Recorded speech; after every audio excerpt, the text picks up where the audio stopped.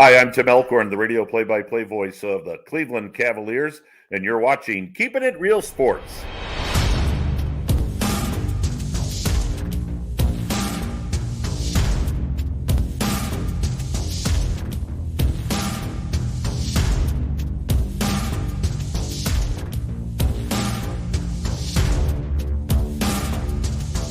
I'm with Prince Bell. We watching real, Keeping It Real Sports, and we gonna be on this. We gonna be on a lot of times. I love the platform.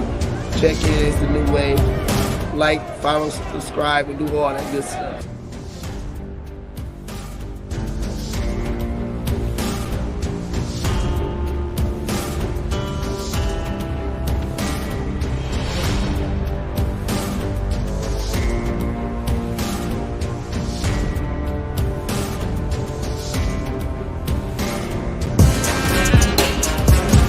Come on. Told you I got you. Wanna talk about the game, he can talk about it. Tennis match, golf, he can talk about it. Don't matter what it is, he can talk about it. Any sport dude, he know about it. Say your boy bum, don't doubt it. If he tell you that it is what it is. The real sports guy in the Sandman. Talk show game in the bag, man. Rep, don't have to throw the flag, man. Steve Taylor, Andy Sands. It's over, OVA. Game over, they don't play. From the fourth quarter to the ninth inning. NASCAR wheels keep spinning. To the 18th hole, he's still in control. Guy on the go. Coach never missing the play, cause he know the deal. This keeping it real. Sports. Come on. Keeping it real. Yeah. Let's go. Oh, let's go indeed. It's another edition of Keeping It Real Sports, the podcast. I am your boy, the Real Sports Guy. Make sure you like, make sure you subscribe, and please, by all means, people, make sure you share the content because we have so much content to share. Again, I'm your boy, the Real Sports Guy, Steve Taylor. You know, he is the Sandman, Andy Sanzada, and Sandman, man, sports has reigned champions this week. Yeah. Championships are being hung. It's over now for the NBA. It's over now for the NHL. We look at Major League Baseball and the gift that keeps giving, the NFL. How you doing, brother? I'm doing great, Steve. You know, it's one of my favorite weekends of the year. It's Father's Day weekend. Happy Father's Day to all the fathers out there. But it's also U.S. Open weekend, which is one of my favorite golf tournaments to watch because of all the excitement around it. And I'm just looking forward to a great weekend. The weather's going to cooperate. So I'm doing great, man. It's a good morning. It's a good day to do a show. Yeah, it is a good day, man. You know, hey, look here, before we go anything, man, thoughts and prayers to the people in Point Place.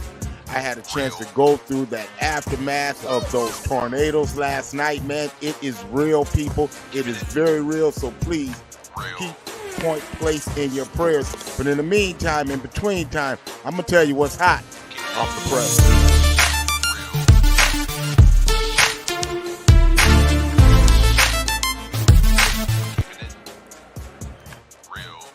All right, partner, hot off the press. We got an interesting one this week. You didn't expect this to be coming in with some turmoil in Buffalo.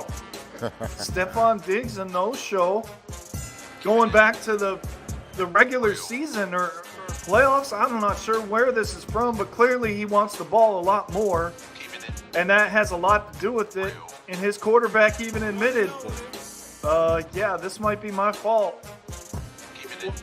Do you make anything of this, though? Because he shows up the next day after this, but at the same time, I think he's still very disgruntled. I think he showed up just to keep things on the down low, but there's some real turmoil going on, and this is a big concern if I'm a Buffalo Bills fan. Well, it should be a concern because let's just go back to this image here. You see them in the snow. The pass plays that they're throwing down the field in the snow, they're losing to Cincinnati. When last saw the Buffalo Bills, they were losing, and Stephon Diggs wasn't getting the ball. Did you think you were going to sweep it under the carpet over the winter? Oh, if we don't talk about it, it'll go away. Look at his body language. It ain't going away. And it showed his ugly face on Tuesday. Monday when they had to show up for camp. Bottom line. So at the end of the day, guys, you're going to have to kiss and make up and get along. That's what it's all about. I'm just curious. Do you think any of this is just for discussion's sake. This is probably nowhere close, but I'm going to say it anyway. Do you think any of this has to deal with the fact that DeMar Hamlin is coming back to play football? No. Not at all, man. Again, it's his usage rate, man. He's a diva, man. The guy wants the ball, man. You know, it's like, dude, if he drops back and throws the ball 35 times, okay. The problem is you're getting 10 targets. Now, it ain't my damn fault that you're only catching 4 of those 10 targets, but go look at the math. I'm not lying. I'm not making this up. I'm not making it up. You know, so you want him to throw more. Wait a minute. Isn't this the same quarterback that led the damn NFL in interceptions? And you want him to throw more? Just let that sink in for a second. I'm saying, man. And that guy.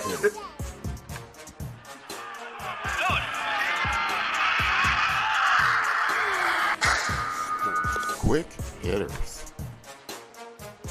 That guy you just referred to is on the cover of a video game.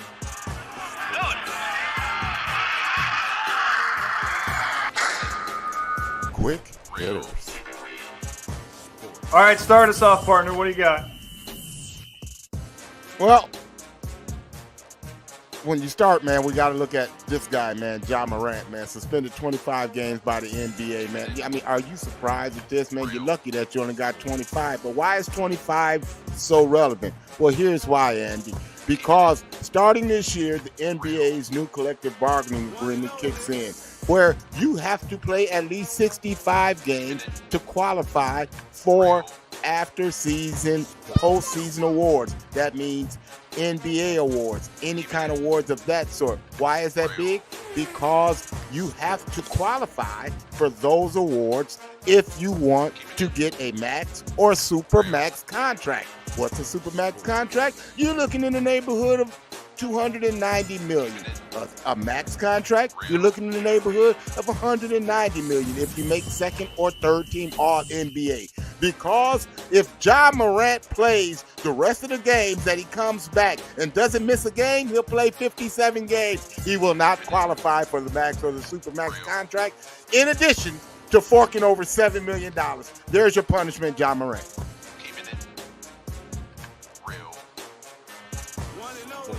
All right, I got a good one for you. How about this? The three-time defending champion, Oklahoma Sooners, ladies softball team.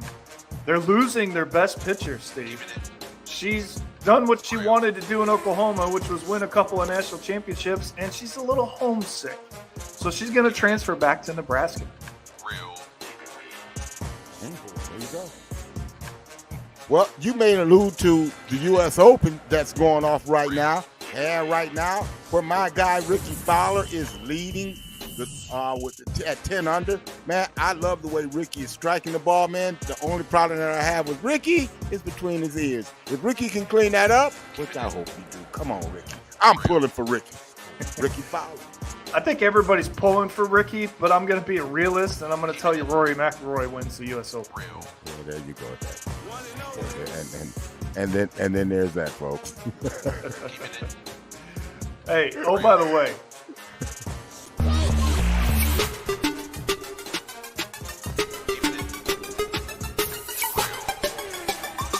Oh, by the way. All right, you're starting everything off this week. What do you got? Well, oh, by the way, man, hey, man, do me a favor. Pull up the top image that we got, man, because the Prince, friend of the show, my guy, well, not that one. Well, you said top image. Okay. There. That was, no. Man, I love you too, bro. You said top image. That's the one that's at the top. And I have no idea what you're asking for if that's not the it. top of, oh, by the way, that would be that image. So, Okay. Well, thank you. Okay, there you go. All right, but according to the World Boxing Association organization, Prince Albert Bell is rated number 2 in the boxing world, but people, not really.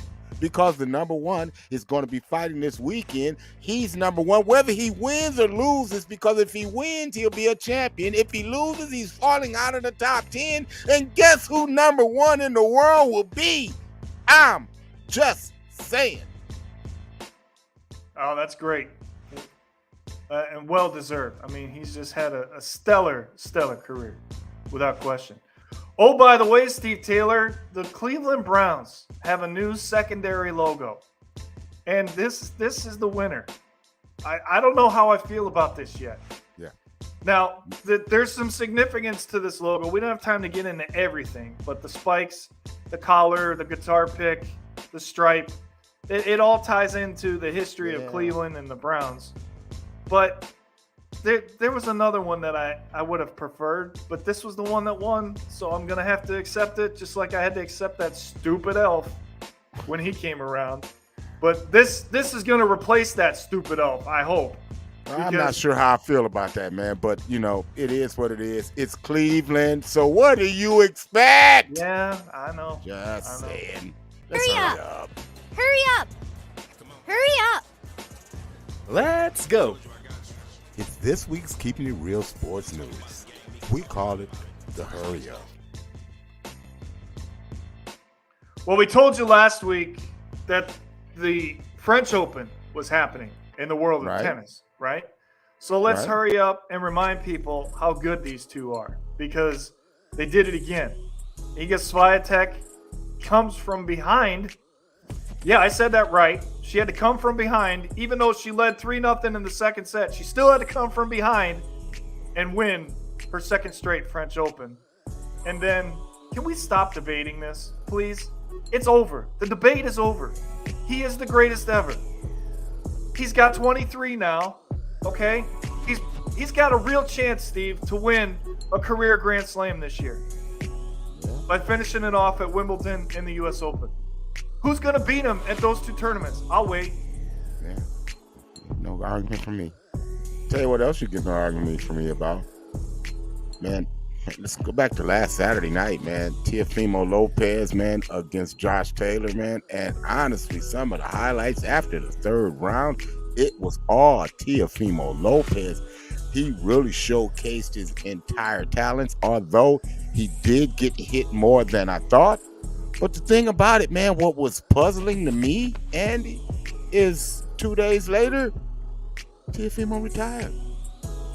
I'm not quite sure, man, what that is. Head scratching.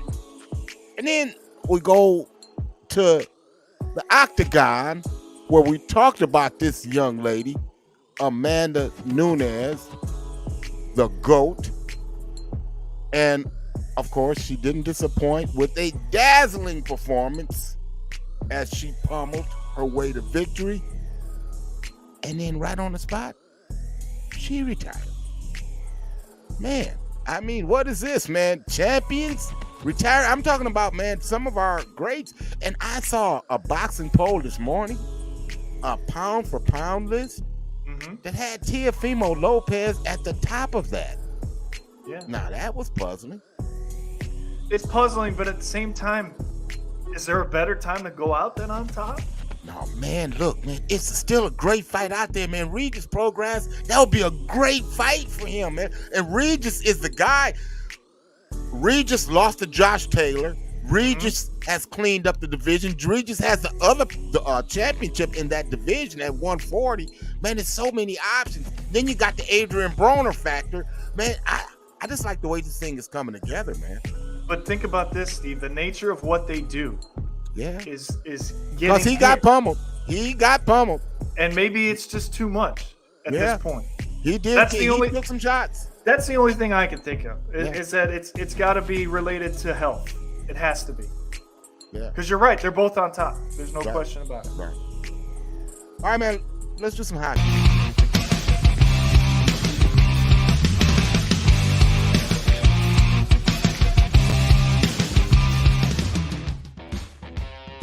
right, before we get into a recap of the Stanley Cup Final, a big announcement this week.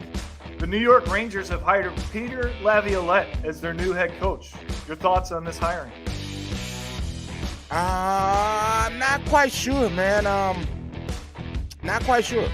I thought the Rangers were doing pretty good. I mean, it remains to be seen, you know. I mean, it could be one of those Butch Cassidy moves, man. It remains to be seen. It very well could. And they wanted a veteran coach, so I think that's a big reason they went with Laviolette. I heard a lot of rumors. Honestly, it just doesn't move the needle for me. Yeah, I heard a lot of rumors that Patrick Waugh might be coming in and taking over, but, you know, he's better off coaching the kids. You know, he has too much of an ego to coach adults, I think. So we'll see what happens with the Rangers next year. But on top of that, a big reason that they didn't have the success we thought they would have, we find out Patrick Kane is out for 4 to 6 months because he had to have surgery. So maybe that had something to do with it too. Well, that's neither here nor there, man. The Rangers is yesterday's news. Let's talk about today's news.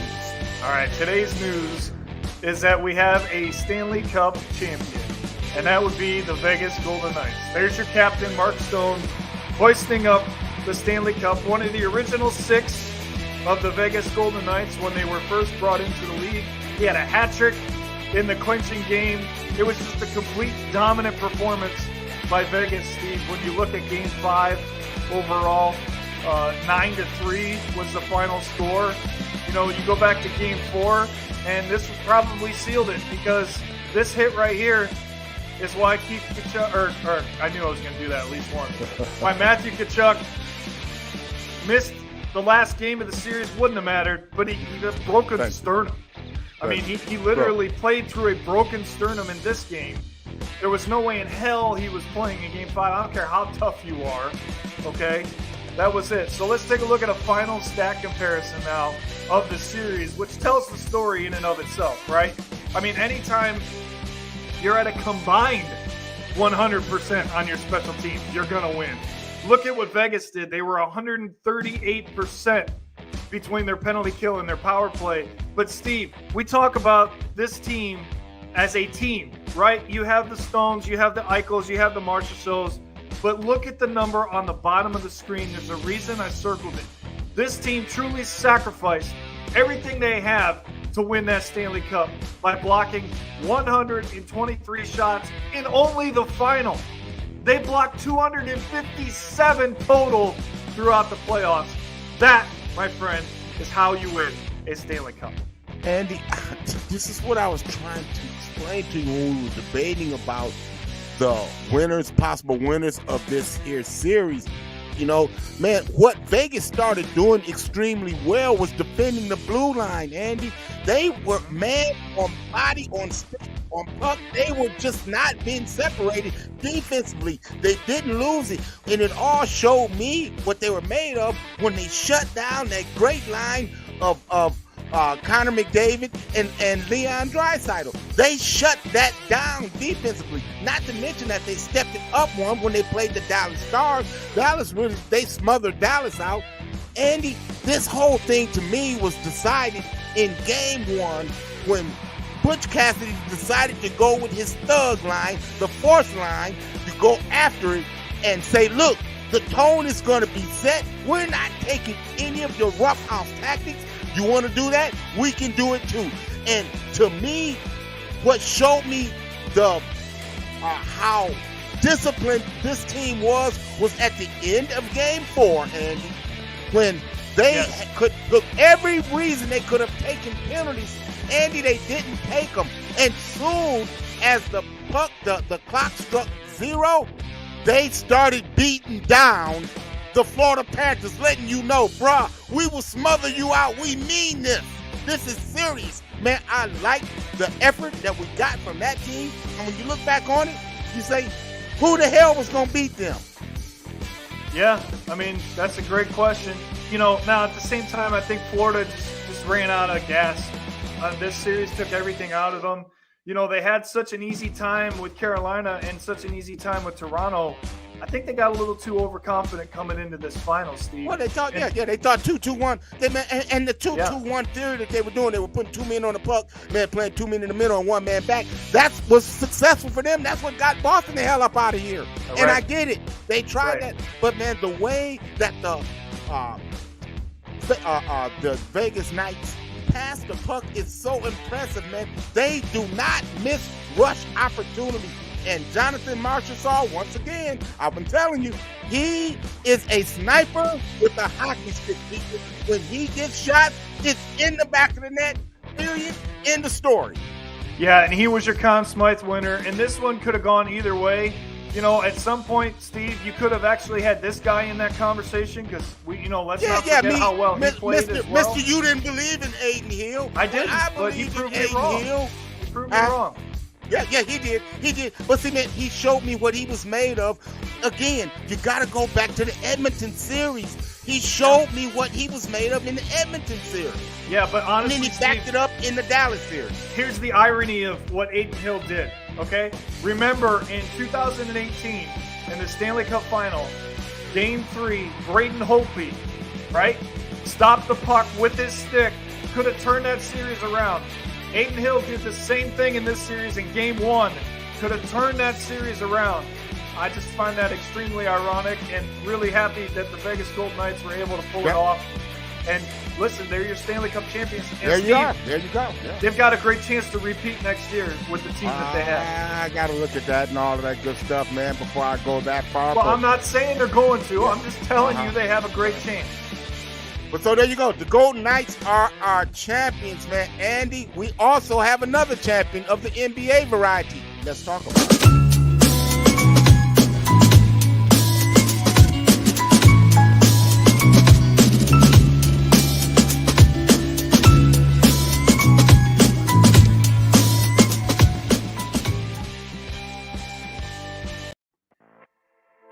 All right, the Denver Nuggets. That's right.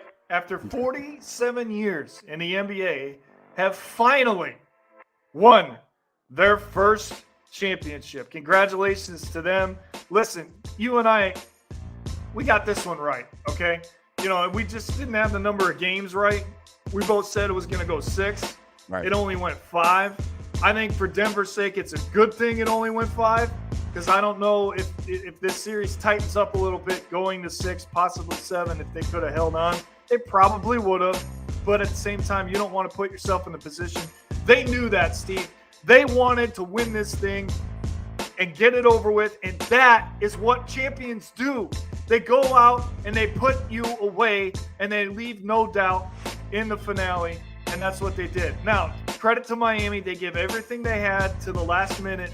They played extremely well, but ultimately, it was Denver's time. It was these two guys that made the difference in the season, not just the series, for the Denver Nuggets. And hats off to Denver's owner, Stan Kroenke, as well, because he now has won a championship with the Colorado Avalanche last year. He won the Stanley Cup. He won the National Lacrosse Championship with the Mammoth last year as well. And now he's got a championship with Denver. And oh, by the way, he owned the Los Angeles Rams. I was saving the best for last. You got to give me time now. Come on. And he's got 4 championships in the last 3 years. Yeah, man, he is a great owner, man. But none of this is done without great players. And the historic numbers that Nikola Jokic is putting up, the 30, 20, 10 triple doubles. I mean, are you serious, man? Look at the names. It's Jokic, 3 of them. The great Will Chamberlain's up there with 1, and Kareem Abdul-Jabbar. But man, the Jokic factor is real, people. It's real, man. The pick and roll action that they use with him, the guy seems to always be in the right place at the right time. He always seems to make the right moves, man. Again, let's go back and look at what we highlighted at how good the pick and roll is of Jamal Murray and this man in your picture, Nikola Jokic. Here is why Denver is so hard to defend, because action starts this time with Murray. Now he's waiting for the action to clear over the top. Jokic sets the initial screen. Now, here's where it gets tricky because Bam is in a jigsaw puzzle. He don't know whether to go with the ball or whether to stay with his man. He goes with the ball. Immediately, Jokic cuts to the basket. Now he has Bam on his back. Murray makes the right read. It's an and one possibility. This is what makes Denver so difficult to handle. Yeah, we saw that throughout the series, Steve. Yeah, and there's time and time again. And the other thing that impresses me so much, everybody talks about how great LeBron is when it comes to his basketball sense. I think this guy's better. I really do. I think this guy has better vision. I think he knows how to make the right play all the time. And I'm going to go out and say it. It has nothing to do with being a hater. I've seen firsthand him never make a mistake when it comes to cutting, screening, passing, or making the decision to take the shot. Well, here's where, man, I'm going to press. I think he is one of the top players in the league, man. And, man, all of these European players seem to be, really good at doing everything.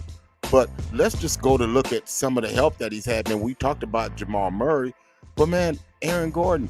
And then what I think, more so than anything, Andy, was the move that Malone made. Nobody talked about it much.